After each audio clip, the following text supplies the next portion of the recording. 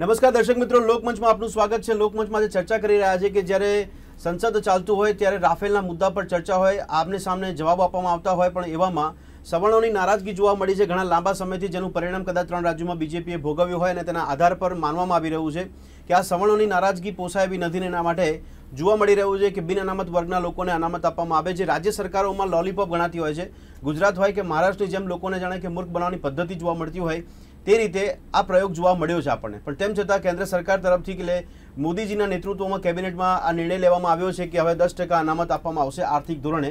તેની પર ચર્ચા કરી રહ્યા છે કેટલું વ્યાજબી છે, આ શક્ય કેટલું છે, સરકાર કેટલી તત્પરતા દાખવશે, કારણ કે 2019 જીતવી છે એટલા માટેનો પણ આ તુક્કો કે પદ્ધતિ અપનાવવામાં આવી રહી છે કે કેમ। મારી સાથે ચર્ચામાં જોડાયા છે દિનેશ બામણિયા કે જેઓ પાટીદાર અગ્રણી છે અને સાથે અશોક પંજાબી કે જેઓ નેતા બીજેપી કોંગ્રેસ છે। આ બંનેનું સ્વાગત છે સ્ટુડિયોમાં।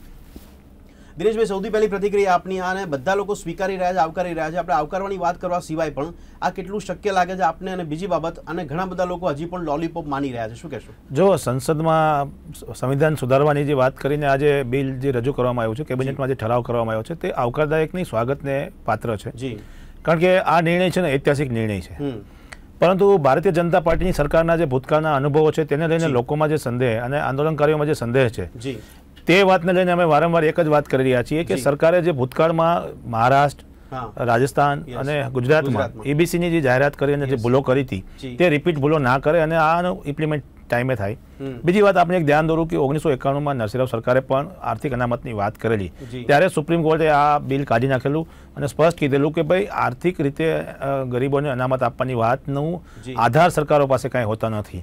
એટલે આજે જે કેબિનેટમાં ઠરાવ થયો અને જે કેબિનેટે કર્યું છે તેમાં કયા આધારે આ અનામત જાહેરાત કરવામાં છે એની જાહેરાત પણ સરકારે સાથે કરવાની જરૂર હતી, પણ હવે ટૂંક સમયમાં કાલે સરકાર બિલ રજૂ કરવાની વાત કરી રહી છે, એટલે જે સમય હશે એ પ્રમાણે આગળ ખબર પડશે। સંસદનો એક દિવસ બાકી છે, આવતીકાલે સંસદમાં આ જ ચર્ચા રહેશે અને આ જે બિલને ત્યાં મંજૂર કરવા માટેનો પ્રયત્ન કરવામાં આવશે, તેની ચર્ચા આપણે આગળ વધારી રહ્યા છે, પરંતુ સમય થયો છે એક નાનકડા વિરામનો।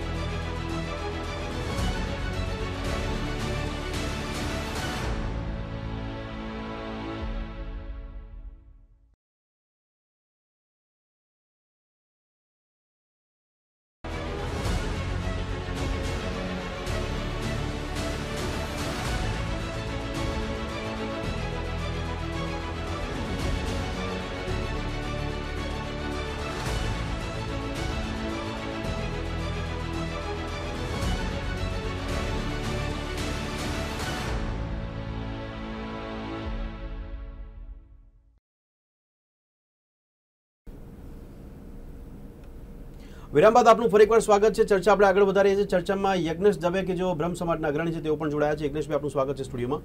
યજ્ઞેશભાઈ, નિર્ણયને દરેક લોકો આવકારી રહ્યા છે, પણ તેમ છતાં બી આપને શું લાગે છે કે આ સમયે નિર્ણય લેવો એ ફક્ત ને ફક્ત રાજકીય ફાયદો પહેલા ઉઠાવવાનો પ્રયત્ન છે કે શું?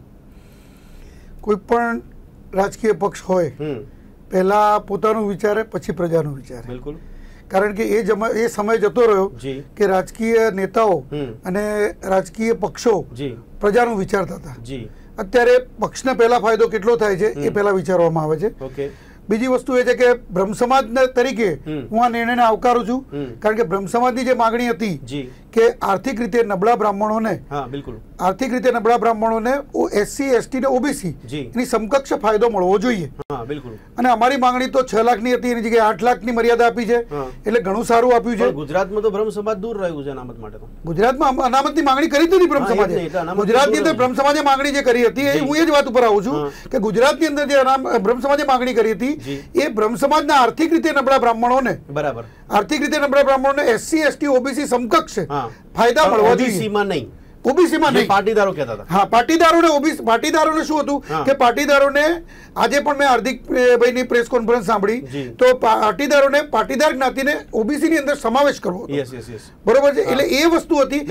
યજ્ઞેશભાઈ, શક્ય લાગે છે આપને કે ઓબીસી માં સમાવેશ કરવાની જે માંગ છે શક્ય લાગે છે આપને? ઓબીસી માં સમાવેશ કરવાની માંગ જે એમની હતી એ બંધારણને આજે કાયદાની જે કલમ છે 16(4) મુજબ એ સમાવેશ કરી શકાય છે.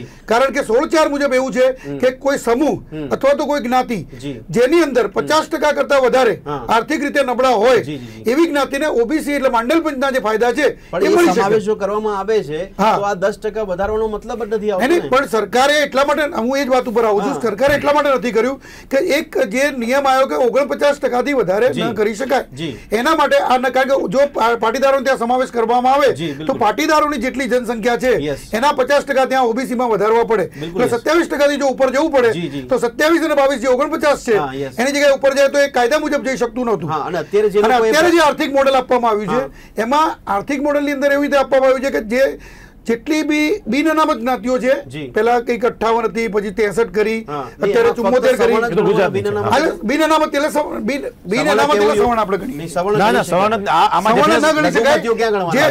નહીં, જે ઉલ્લેખ એમણે કર્યો છે દિનેશભાઈ, કે જે ઉલ્લેખ એવો કરવામાં આવે છે કે જેનો સમાવેશ SC, ST અને ઓબીસી માં કરેલ નથી, હા, એવી બધી જ જ્ઞાતિઓ, એટલે 74 જેટલી જ્ઞાતિઓ છે, હા, 74 જેટલી જ્ઞાતિઓ છે, આ બધી જ્ઞાતિઓને આ અંગેનો ફાયદો મળે. જેની મર્યાદા નક્કી કરવામાં આવી કે 8 લાખ થી નીચેની એમની આવક હોય, 1000 થી નીચે સ્ક્વેર ફૂટ થી નીચેનું મકાન હોય, પછી 5 હેક્ટર થી નીચેનો એમનું ખેડૂત હોય. હજી એનો કાયદો મંજૂર થાય પછીની વાત છે. અશોકભાઈ, એક કોંગ્રેસ પક્ષના નેતા તરીકે આપની પહેલી પ્રતિક્રિયા, આપને શું લાગે છે કે ફક્ત પોલિટિકલ સ્ટન્ટ માનવામાં આવે? કારણ કે ગુજરાતમાંથી જે લોલીપોપ શબ્દ ફેમસ થયો છે હવે કેન્દ્રમાં બોલાય છે કે ભાઈ આ એક પ્રકારનું લોલીપોપ છે, શું કહેશો? દેખાતી રીતે કોઈ પણ તમે તટસ્થ વ્યક્તિને પૂછો કે ચાલતા વ્યક્તિને પૂછો કે અત્યારે સંસદને એક જ દિવસ બાકી છે અને ચૂંટણી માથા ઉપર છે અને પોતે રેલીઓ કરી રહ્યા છે વડાપ્રધાન, લગભગ 90 દિવસ બાકી હોય ત્યારે એમને બ્રહ્મ જ્ઞાન આવતું હોય અને પછી જાહેરાત કરતા હોય અનામતની 10% સ્વર્ણ. બ્રહ્મ જ્ઞાન થાય તો સારી બાબત છે ને? નહીં, એ બ્રહ્મ જ્ઞાન ક્યારે આવ્યું ને કેમ આવ્યું મહત્વનો પ્રશ્ન છે. બ્રહ્મ જ્ઞાન સમય પર આવે એટલે બ્રહ્મ જ્ઞાન કહેવાય. બિલકુલ. પણ આ તો ચૂંટણી માથા ઉપર છે, બધા કહી શકે છે. શક્ય કેટલું 10% અનામતનું શક્ય કેટલું? મને નથી લાગતું, કારણ કે જુમલો જ મને લાગે છે.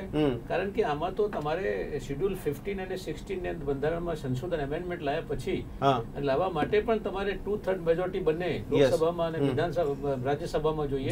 અને આખા દેશ આના કરતા તો ગુજરાતમાં કોંગ્રેસ 20% આપે બહુ સરળ પદ્ધતિ છે ને? કોંગ્રેસે 20% ગુજરાતની વાત નથી કરી, કોંગ્રેસે નેશનલની બી જાહેરાત કરી હતી. નહીં, પણ નેશનલ કરતા પહેલા ગુજરાત ફોકસ હતું ને, કારણ કે વિધાનસભા 2009 માં એ લોકોએ એના પર જો કોંગ્રેસે જાહેરાત કરી હતી તો એમનો જે શંકા છે કે 2/3 મેજોરિટી નથી, તો 2/3 માં કોંગ્રેસ તો છે જ. હા, બિલકુલ. તો કોંગ્રેસ જો જાહેરાત 20% ની કરી હોય તો એમણે 10% સમર્થન આપવું પડશે, અને જો નહીં આપે તો પણ એ સવર્ણ વિરોધી સાબિત થશે. દરેક લોકો આ જાળમાં ફસાયા છે, કારણ કે તમારે આ બહુ ટેકનિકલ રીતે ઉઠાયેલો માસ્ટર સ્ટ્રોક છે. આ સાઇડ લાઈન આપ જોઈ શકો આ બાબતની કે ક્યારે આ જાહેરાત કરવામાં આવી છે. હા, બરાબર છે. ચલો, ચૂંટણીના જાહેરાત ઘણી બધી વાર એવું છે, ગંગાજળ મહત્વનો હોય છે, એનો સમય નથી મહત્વનો હતો. જી, આજે જ મેં છાપા વાંચ્યું કે 1 કરોડ ને 50 લાખ નોકરીઓ ઓછી થઈ છે આ દેશમાં. હા, બરાબર છે. પબ્લિક સેક્ટર ને સરકારી સંસ્થાઓને કમજોર કરીને, બરાબર છે, અને જ્યાં નોકરીઓ મળી શકે, આ અનામત 10% મળી જાય તો પછી આનો લાભ સવર્ણોને નોકરીમાં મળશે કે ન મળશે સૌથી મોટી વસ્તુ. પણ સવાલ એ બી છે ને કે આજ સમયમાં કોંગ્રેસ 20% ની વાત કરતી તો 10% તો વધારે પોસાશે, લોકો તો માનશે અને સ્વીકારશે ને. લોકો સવાલ આ નથી, સવાલ આ છે કે કોંગ્રેસ વિરોધ કઈ રીતે કરી શકે? વિરોધનો સવાલ નથી. હું તમને કહું છું કઈ રીતે કરી શકે પ્રશ્ન નથી, વિરોધ નથી, વિરોધનો પ્રશ્ન જ નથી. બસ તો પાસ થઈ જશે. પણ સવાલ આ છે, પણ સવાલ આ છે કે મનસા શું છે, નિયત શું છે, પણ આ લોકો તો વિચારશે ને. પણ આનાથી સવર્ણ વર્ગ અથવા સવર્ણ વર્ગ ના બોલીએ આપણે, કારણ કે બિન અનામત એમાં બધી પ્રભાવિત. ભદ્રેશભાઈ, ઘણી બધી વાર એવું હોય છે કે ફળ ક્યાંથી આવ્યું એ મહત્વ નથી હોતું, ફળ કેવું છે એ મહત્વનું હોય છે. આજે અશોકભાઈની બાબતમાં હું એક બાબતનું કહેવા માંગુ છું કે અશોકભાઈ એમ કીધું કે અત્યારે શું કામ, હવે ચૂંટણી સિવાય કઈ રાજકીય પક્ષો ત્યાંથી જાહેરાતો કરી છે, એમાં કોંગ્રેસ હોય કે ભાજપ હોય, કોઈ બી હોય, ખેડૂતોના બિલ હોય, પગાર વધારાના બિલ હોય કે કાંઈ પણ હોય, સરકાર. કહેવાનો મતલબ ખાલી એટલો છે કે ભારતીય જનતા પાર્ટીએ જે અગાઉ જાહેરાતો કરી છે, ટોલેરામાં એરપોર્ટ બનાવવાની, ચોટીલામાં એરપોર્ટ બનાવવાની, રોરા ફેરી, જેટલા બી, હા, એ ચૂંટણી લક્ષીઓ સૌની યોજનાની જે જાહેરાતો હતો એવી જાહેરાત આ ના બની રહે એના માટે સરકાર ધ્યાન રાખે.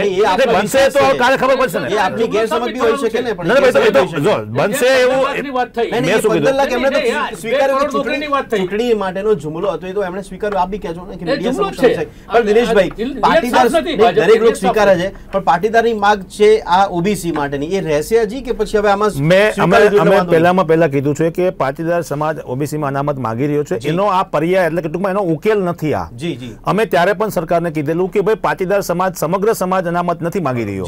પાટીદાર સમાજમાં જે નબળો વર્ગ છે, જે જરૂરિયાત વર્ગ છે, એની ડેફિનેશન નક્કી કરવામાં આવે. યજ્ઞેશભાઈ, અમે મુખ્યમંત્રી સાથે જ્યારે આનંદીબેન સાથે બેઠક કરી ત્યારે અમે મુદ્દા વાઇઝ લખીને આપ્યું હતું કે જે લોકો અમે અનામત માંગી રહ્યા છીએ ઓબીસીમાં, આ બંધારણમાં સુધારો થશે તો અમે આને સ્વીકારીએ છીએ. લાભ અપાય છે તો પાટીદારો લેશે કે કેમ? ના, અમે શું કીધું, અમે આને સ્વીકારીએ છીએ, આવકારીએ છીએ, પણ આનો બંધારણમાં સુધારો થવો જોઈએ. ના, ઓબીસીની માંગ, જો હું તમને શું કહું છું, જો અમારી ગુજરાતમાં ઓબીસીની માંગ સ્ટેટ લેવલે છે, આ નેશનલ લેવલની વાત છે. ઇમ્પ્લિમેન્ટ અમે જો આમાં જઈશું, અમે ઓબીસીમાં જઈશું તો આમાં અમને લાભ નહીં મળે. અલગ પરિસ્થિતિ હોય, ઓબીસીમાં અમે જઈશું તો અમને સવર્ણ સમાજનો લાભ નહીં મળે ને, એ તો સ્વાભાવિક છે. હા, બિલકુલ. અમે કદાચ અમને ઓબીસી ગણવામાં આવે તો અમને સવર્ણ સમાજનો લાભ નહીં મળે. લાભ તો એક જગ્યાએ મળવાનો છે, બે જગ્યાએ મળવાનો છે. તો પાટીદાર જેમ બીજી જ્ઞાતિઓ પણ ઓબીસી માટે તો કાઈ વાંધો નહીં, અમે શું કામ ના પાડીએ? બધી જ્ઞાતિઓ કરે છે ને. તો અસમંજસ છે કે તમે જે નથી થઈ શક્ય, જો આ સરકાર કહી રહી હતી કે ભાઈ 49% થી વધારે શક્ય નથી. બિલકુલ, યસ. ઈબીસી શક્ય નથી, બંધારણમાં સુધારો શક્ય નથી. આ બધું જ પીરિયડ આંદોલન પછી થયા છે. એટલે અમે તો એવું માનીએ છીએ કે આ દેશમાં લોકસભા અને રાજ્યસભા સર્વોપરી છે. આપે તો કીધું કે રાજ્ય સરકાર આપને મૂર્ખ બનાવે. હા, રાજ્ય સરકાર તો બનાવે છે, તો જગ જાય છે ને, પણ મેં નહીં. અત્યારે હાલ પૂરતી જો મૂર્ખ બનાવવાની વાત ક્યારે સાબિત થશે કે જ્યારે આમાં ઇમ્પ્લિમેન્ટની જરૂરિયાત હશે, એમાં સરકાર પૂરતા નહીં કરે. તો દેશનો ઇતિહાસ જુઓ તમે, કેન્દ્ર સરકારમાં જ્યારે પણ અનામતની વાત ઉઠી છે ત્યારે શું પરિણામ આવ્યું છે? ના, અનામતની વાતોમાં તો ઘણા બધા પરિણામો ઇમ્પ્લિમેન્ટ થયા છે. એ બી જોવો ને તમે, આજે મરાઠાઓને અનામત આપવું પડ્યું છે ને, પણ એ બી મહારાષ્ટ્ર માટે બી કહેવાય નહીં. મરાઠા, જો હું શું કહું છું, હાઈકોર્ટ કોઈ પણ નોટબંધી હોય, કોઈ પણ ડિસિઝન જેટલા સુધારા બંધારણમાં થાય એને પડકારવાનો લોકશાહીમાં અધિકારો પડકારતા હોય છે. પણ આજે મરાઠાને અનામત મળ્યું છે, ઓબીસી ની અલગ કેટેગરી ઉભી કરવામાં આવી છે, મરાઠા જ્ઞાતિઓ માટે જુદી કરવામાં આવી છે. બરાબર. તો પાટીદાર સમાજ હોય કે કોઈ પણ સમાજ હોય, જ્યારે પોતાના સમાજ માટે માંગણી કરી રહ્યો છે, મેં શું કીધું કે આ અમારો પર્યાય નથી. ગુજરાતીમાં કેવું કે ભાઈ આ અનામત જે અમે માંગી રહ્યા હતા એનો ઉકેલ આ નથી, પણ આને અમે સ્વીકારીએ છીએ, આવકારીએ છીએ, કારણ કે બધા સમાજને આ વસ્તુ મળી રહી છે. પાટીદાર સમાજ ક્યારે બિન અનામત વર્ગ આયોગની જ્યારે ગુજરાતમાં, હું તમને દાખલો આપું કે ગુજરાતમાં પણ સમકક્ષ લાભ મળશે તો આપ ઓબીસી ની માંગ બાજુમાં જ રાખશો ને? હવે તો અમે ઓબીસી માંગી જ રહ્યા છીએ, સમકક્ષ લાભ છે. આ બંધારણમાં સુધારાની વાત છે, આનું ઇમ્પ્લિમેન્ટ થાય છે, પછી અમારી વાતમાં ત્યારની વાત ત્યારે આવશે. અત્યારે અમે કહી રહ્યા છીએ કે અમારી વાત ઓબીસીમાં છે. બંધારણમાં સુધારો શક્ય કેટલો લાગે છે? ના, શક્ય. અરે બંધારણ, લોકસભા અને મેં કીધું એમ રાજ્યસભા આજે સરકાર બધું કરી શકે છે. સર્વોપરી છે. તો વિરોધ પક્ષ ક્યાં કરી જશે પછી? વિરોધ પક્ષ વિરોધ કરશે તો પ્રશ્ન છે ને, વિરોધ પક્ષ વિરોધ કરશે તો પણ ફસાઈ જશે આમાં. બીજો એક સવાલ, પણ બંધારણ પ્રમાણે અત્યારે તો કોઈ જોગવાઈ નથી કે આર્થિક રીતે અનામત આપવામાં આવે. આર્થિક રીતે કોઈ જોગવાઈ નથી. બંધારણની કલમ 15 અને 16, 15 શિક્ષણ માટેની છે અને 16 નોકરી માટેની છે. એની અંદર ક્યાંય એવી જોગવાઈ નથી કે આર્થિક રીતે કોઈ પણ સમુદાયના આર્થિક રીતે નબળા લોકોને આપી શકે. ગડકરીએ એવું કીધું કે જે લોકો અનામત માંગી રહ્યા હોય, મહારાષ્ટ્ર હોય કે ગુજરાત હોય, એ લોકોને બહુ મેસેજ આપ્યો કે આ લોકો અનામત કેમ માંગી રહ્યા છે? એટલી નોકરીઓ જ નથી તો શા માટે અનામત માંગવા નીકળ્યા છે? સરકારી નોકરી એ પૈસા માટે નથી, સરકારી નોકરી એ સ્ટેટસ માટે છે. એવું સવર્ણ વર્ગ એટલા માટે સમજે છે કે સરકારી નોકરી જે કરી એ અત્યારે અનામત વર્ગમાં વધારે જતી રહી છે. સરકારીકરણ ઓછું છે અને ખાનગીકરણ વધારે છે. નોકરી છે જ નહીં. ના ના ના, નોકરી જો સવાલ નોકરી જેટલી છે એની અંદર માંગી રહ્યા છીએ. રોજગારીનો પ્રશ્ન કે બેરોજગારીનો પ્રશ્ન દરેક સરકારમાં હોય છે. દિનેશભાઈ, અમે એજ્યુકેશન લેવલે એક મિનિટ ના નોકરી ના હોય તો જે છે એમાં તો અનામત ને મળી રહ્યું છે. એક મિનિટ, તો તમે અત્યારે જાગ્યા ને તમારે આ વસ્તુ તો જ્યારે સરકારીકરણ વધારે હતું ત્યારે તમારે જાગવાની જરૂર હતી. અમે અનામતની માંગણી 4 વર્ષથી કરી રહ્યા છીએ. પાટીદાર સમાજની વ્યક્તિગત વાત અમે કરીએ તો સમાજ વાઇઝ હું કહેવા માંગુ છું કે અમે 25 વર્ષ પહેલા અનામતનો વિરોધ પણ કરી રહ્યા હતા કે ભાઈ અમારે અનામત નથી જોતું, પણ પરિસ્થિતિ મુજબની અમે વાત કરી રહ્યા છીએ કે આજે પરિસ્થિતિ તો આને કઈ રીતે સમજશો તમે કે એક બાજુ સરકારીકરણ ઓછું હોય, ઓછી નોકરીઓ છે, તેમ છતાં આપ કહો છો કે અમે તો ભલે જે બાકી નોકરીઓ છે અમે એજ્યુકેશન નોકરીમાં માંગી રહ્યા છીએ. અમે કોઈ શિષ્યવૃત્તિ માંગતા નથી અને અનામત માંગી રહ્યા છીએ. જેમાં છે એમાં અમને આપો. અશોકભાઈ, એ તો અમે સમાની વાત કરે છે. આમાં તો સ્પષ્ટ વાત છે કે સરકારી નોકરીઓમાં અનામતની વાત છે જી, અને સરકારી નોકરીઓ 4.5 વર્ષમાં ઓછીમાં ઓછી થતી જાય છે અને 1.5 કરોડ નોકરીઓ આ વર્ષે ઓછી થઈ છે. અશોકભાઈ, કોંગ્રેસને કેટલું દુઃખ થશે કે બિન અનામત વર્ગના લોકો પ્રભાવિત થશે? પબ્લિક સેક્ટરમાં કોંગ્રેસ સરકાર આવશે તો વધશે ને પાછી. જાહેર ક્ષેત્રની અંદર એ માંગ વધારે રહેશે. ઓબીસી, એસસી, એસટી અને આ બધા ભેગા કરીએ તો અંદર ઝઘડા થશે. પણ આ રીતે 2019 નું જે ઇલેક્શન છે એમાં પ્રાઇવેટ સેક્ટરની અંદર એમ નહીં, 2019 ના ઇલેક્શન લક્ષી નિર્ણય છે. એટલે હું જ કહું છું અશોકભાઈને સવાલ એ છે, અશોકભાઈ મારો સવાલ હવે કોંગ્રેસની રણનીતિ શું હશે? કારણ કે 19 તો આ રીતે આ મુદ્દા પર તો હાથમાંથી જશે કોંગ્રેસમાંથી. નહીં, કોંગ્રેસ તો સ્પષ્ટ આજે પણ તમને કહે છે અને અમારા આગેવાનો પણ સાફ કરી દીધું છે કે ભાઈ આ પ્રકારે અમે વિરોધમાં નથી. હા, બિલકુલ આના વિરોધમાં નથી. અડચણ ઊભી કરશો. સવાલ આ છે કે તમે અડચણ ઊભી કરશો તો એ ફસાશે. જી તમે નહીં ભાઈ, એ સવાલ નથી. સવાલ તો લોકોને ખ્યાલ તો આવે. હા, બિલકુલ પબ્લિક જાણે જ છે. સાચી નહીં, નથી. આમાં એવું છે, કોંગ્રેસ એવું કહી રહી છે કે તમે અત્યારે શું કામ કીધું ચૂંટણી આવી છે પહેલા. કોંગ્રેસનો પ્રશ્ન એટલો જ છે, બીજો નથી. એ શક્ય પણ નથી. એક વસ્તુ તમને એટલા માટે કહી દઉં કે સરકારી નોકરીઓ જ નથી કે એમાં 10% તમે પણ હવે આમાં કાયદાની વાત કરીએ ને આપણે, એટલે 2 નોકરીઓ તો 2 નોકરી. કાયદો તો લાવી રહ્યા છે. ભદ્રેશભાઈ, આમાં કદાચ એવું બની એવું બની શકે કે 2019 માં કોંગ્રેસ સરકાર આવે અને 1.5 કરોડ જગ્યાઓ પાછી ભરાઈ જાય અને અમને નહીં કદાચ આવી ફાયદો મળે તો અમને અનામતનો ફાયદો મળે એવું પણ બને. કોંગ્રેસ પાસે કોંગ્રેસની સરકાર 2019 માં આવે અને 1.5 રોજગારીની વાત કરેલી જ છે. ભારતીય જનતા પાર્ટી જેમ કરી જે 1.5 કરોડ રોજગારીઓ નથી ભરાઈ એ કોંગ્રેસ ભરવાની હોય એમાં અમને અનામતનો લાભ મળી જાય. ઓકે યજ્ઞેશભાઈ, આનાથી બિન અનામત વર્ગના લોકો કેટલા પ્રભાવિત થશે? કારણ કે મુદ્દા અને સમસ્યા ફક્ત આ નથી દેશમાં. 2019 ની જે ચૂંટણી છે એમાં અત્યારે બધા રાફેલ પર ચર્ચા કરી રહ્યા છે, બધા ખેડૂતોના દેવા માફી પર અને સિંચાઈની યોજનાઓ પૂરી કરવાની વાત કરી રહ્યા છે. સવાલ મૂળ એ છે કે વાસ્તવિક રીતે બેરોજગારી છે, લોકોનું એક માથાદીઠ આવક વધવી જોઈએ ખર્ચાની સામે કે મોંઘવારી સામે, એ સમસ્યાઓ પર ચર્ચા થતી નથી. તો શું આ ખરેખર સમસ્યાઓથી ડાયવર્ઝન જોવા મળી રહ્યું છે આ મુદ્દો ઉછાળીને?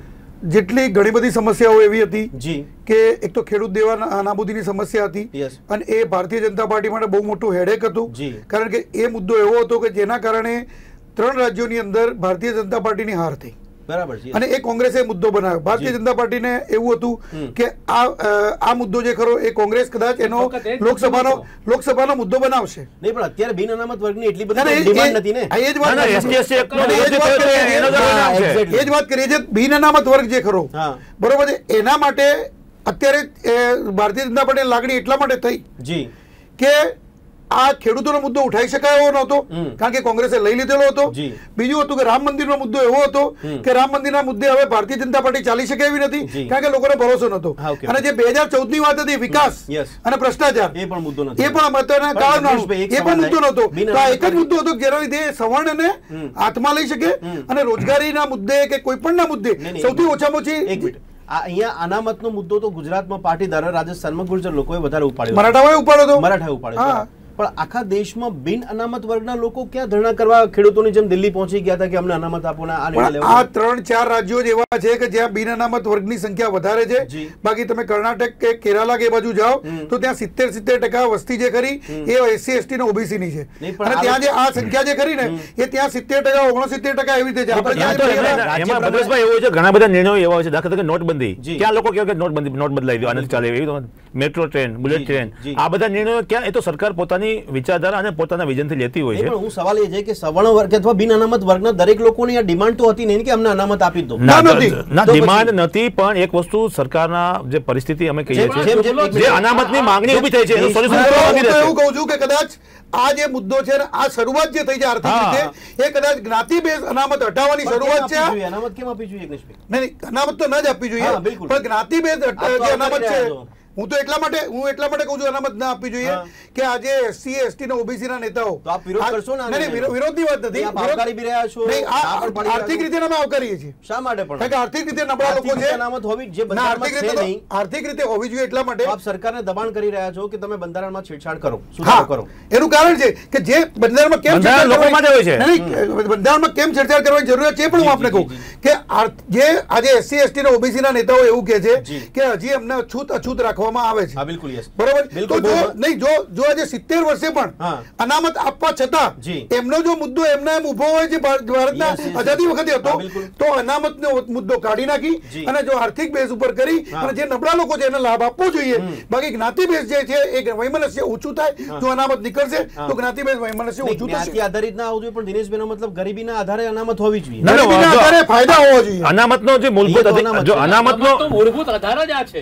અનામત આપવાનો મૂળભૂત આધાર શું હતો? મૂળભૂત આધાર શૈક્ષણિક અને સામાજિક ગરીબી ક્યાં આવે છે? પણ ગરીબીના આધાર પર તમે નક્કી કરો. એ જ કહું છું કે જુમલો સાબિત થવાનું છે. ઓકે, જુમલો સાબિત થશે કોંગ્રેસ, એટલે જુમલો સ્વીકારશે નહીં કોંગ્રેસ, એનો મતલબ એ થયો ને. ના, જો આમાં બે વાત છે. કોંગ્રેસ એવું વાત લઈને આવશે કે એસટી એસસી ઓબીસીની અનામતને આ લોકો છેડછાડ કરી રહ્યા છે, એટલે અમે એસટી એસસી ઓબીસીને છેડછાડ નહીં કરવા બાબતે આ વાત કરી રહ્યા છીએ. બીજી બાબત એ પણ આવશે કે રાજકીય રીતે જે રોટલા શેકવાની વાત છે, કોંગ્રેસ હોય કે ભાજપ હોય, એના માટે ઘણા બધા પડકારો હોય છે ને એમાંથી ક્યારેક કોઈને ફાયદો થતો હોય, ક્યારેક નુકસાન થતો હોય છે. આ બધા સાહસો કહેવાય એક જાતના, કારણ કે બંધારણમાં સુધારા એટલે કે નાની મોટી વાત નથી. 2014 ના જે વાયદા હતા એ વાયદા પૂર્ણ થયા નથી એવું દરેક વર્ગના લોકો માને છે.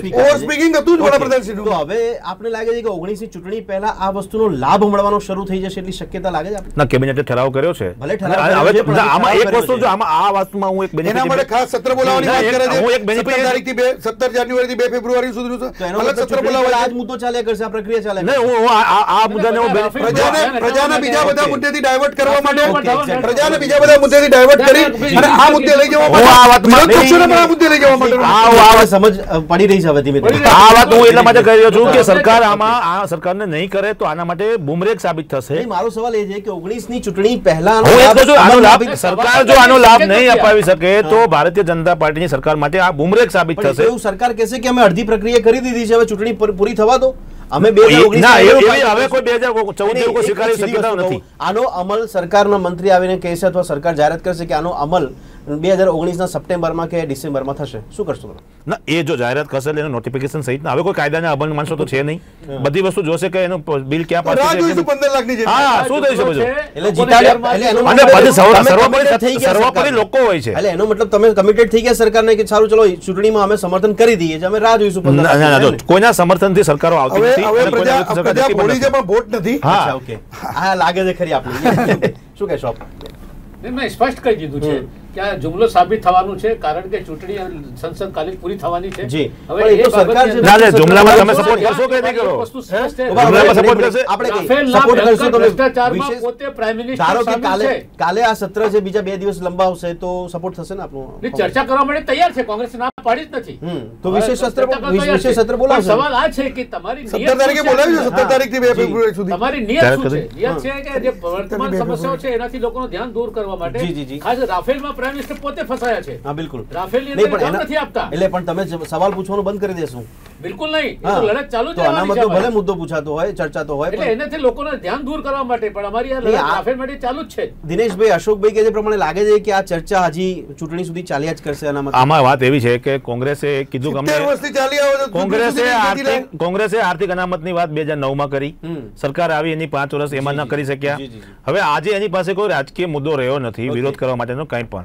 સરકારે જે ઇમ્પ્લિમેન્ટ સમાજના હિતમાં થઈ, ના, હું એ કહું સમાજના હિતમાં રહી છે.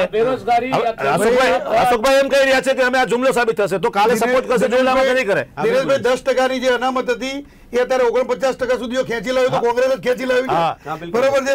અને એ કદાચ 10% વધારો. એક બાજુ વાત તમે ખેંચી લાવ્યો 10% અમને તો ગૌરવ છે અમને આ બાબતનું કે સમાજના વિભાગને અમે મુખ્ય ધારામાં લાવવાની કોશિશ કરી. મુખ્ય ધારામાં કે સમાજને વિભાજન કરવાની કોશિશ કરી. છેલ્લી સહમતિ હું આપને કીધું, વડાપ્રધાન નરેન્દ્ર મોદીએ ખેડૂતો માટે એવું કીધું કે કોંગ્રેસ માટે ખેડૂતોએ વોટ બેંક છે, અમારા માટે અન્નદાતા છે, એટલે અમે દેવું માફી નહીં કરીએ, અમે યોજનાઓ એવી બાકી છે પૂર્ણ કરીશું. અનામતમાં આવું વડાપ્રધાનનું સ્ટેટમેન્ટ નથી આવ્યું, સીધો નિર્ણય લઈ લીધો કે અમે 10% અનામત આપીશું. એવું નથી બોલ્યા કે જે લોકો અત્યારે અનામતમાં આવે છે એમાં જે ખામી છે, જે લોકો રિપીટ બેનિફિટ લઈ રહ્યા છે એ બધી ખામી અમે દૂર કરીશું, એવું ક્યાંય સ્ટેટમેન્ટ નથી આવતું. એસટી એક્ટના જે સુધારાઓ થયા એમાં જે ખરું એમાં કોઈ પણ નિર્ણયો બંધારણીય નથી હોતા. બધા નિર્ણયો વડાપ્રધાન કાં તો કોઈ મિનિસ્ટર જાહેર કરી દે છે અને ક્યારેય કોઈ લોકસભા રાજ્યસભામાં જતું નથી. એ પહેલા નિર્ણયો જાહેર થઈ જાય છે. નોટબંધી હોય કોઈ પણ નિર્ણય. ચલો ઠીક છે, ચર્ચાને સમાપ્ત કરીએ, પરંતુ સવાલ એ થાય છે અહીંયા કે આ નિર્ણય કરવામાં આવ્યો છે એનો અમલ થશે ત્યારની વાત ત્યારે અથવા ત્યારે વાસ્તવિક રીતે લોકોને લાભ ક્યારે મળે છે મહત્વનું છે. આ બાજુ સરકારીકરણને કારણે સરકારી નોકરીઓ ઓછી થઈ રહી છે, છતાં બી લોકો કહી રહ્યા છે કે અમે તો એ નોકરીઓમાં પણ અમારો હક મેળવવા માંગે છે. હવે જોઈ રહ્યું કે આ જાહેરાતથી અને જાહેરાતો કર્યા પછી પણ રાજકીય લાભ ખાટવાનો જ ખાલી પ્રયત્ન કરવામાં આવ્યો છે કે કેમ, એ આગામી ચૂંટણી સમયે આપણને ખ્યાલ આવશે. આ ચર્ચાને અહીંયા સમાપ્ત કરી છે. આ ચર્ચામાં ત્રણેય ભાગ લીધો તે બદલ આપનો ખૂબ ખૂબ આભાર. ફરી મળીશું દર્શક મિત્રો લોકમંચમાં એક નવા વિષય સાથે. ત્યાં સુધી રજા આપશો. નમસ્કાર.